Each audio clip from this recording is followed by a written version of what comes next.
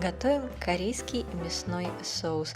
Просто, быстро и для очень многих возможных вариантов приготовления блюд.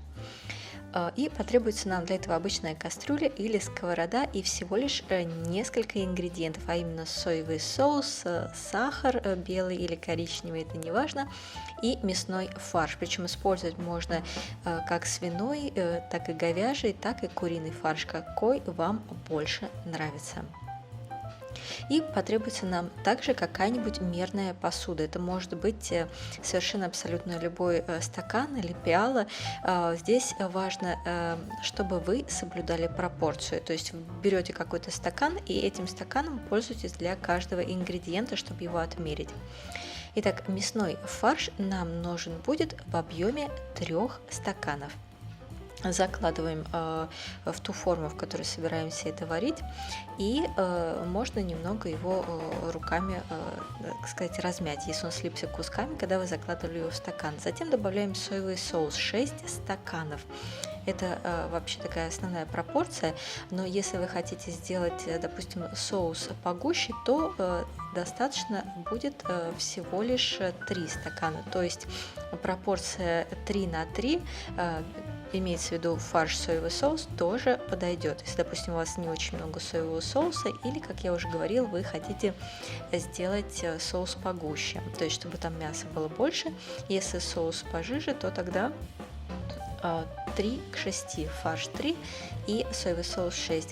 И сахар мы берем в объеме 1 стакана. Как я говорила, это может быть белый сахар, может быть коричневый сахар. Засыпаем все туда же, в кастрюлю. Ну и на этом, собственно, приготовление у нас закончено, подготовление. И все, что нам нужно, это довести всю эту массу до кипения и затем кипятить в течение 5 минут на среднем огне. Когда вы поставите кастрюлю на огонь, то немного помешайте соус. Лучше использовать всего, конечно же, деревянную сухую ложку. И когда уже вся масса закипит, я напоминаю, что кипятим это в течение 5 минут, тоже можно немного помешать ложкой на всякий случай, чтобы ничего к дну не прилипло, но берите такую посуду, к которой к дну ничего не прилипает. Когда соус готов после 5 минут кипячения, то можно сразу же начинать с ним готовить. И даже не остужая его перед этим, показываю возможный пример с картошкой.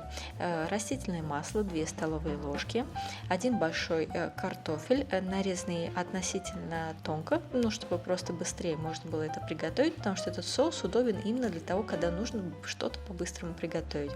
Молотый чеснок, 1 столовая ложка. Кстати, если вы еще не подписаны на мой инстаграм, то подпишитесь. Там я показываю очень много интересных лайфхаков, например, как я храню чеснок и для чего я это делаю. Мы же возвращаемся к приготовлению блюда. Заложили чеснок, перемешали, добавили немного черного молотого перца по вкусу, или, например, если вы хотите сделать это блюдо острым, добавьте немного красного молотого перца. И пришло время добавлять сам мясной соус. Так ориентировочно это 1 половник. Но учитывайте, что соевый соус, он у каждого бренда разной солености. Поэтому количество добавляемого соуса и необходимость добавить чуть еще сахара или, например, сиропа в ваше блюдо зависит от солености самого соевого соуса. Добавляем также тонко нарезанную 1 луковицу, нарезанную полукольцами. Все это мы хорошо перемешиваем и накрываем крышкой до тех пор, пока картофель не будет готов.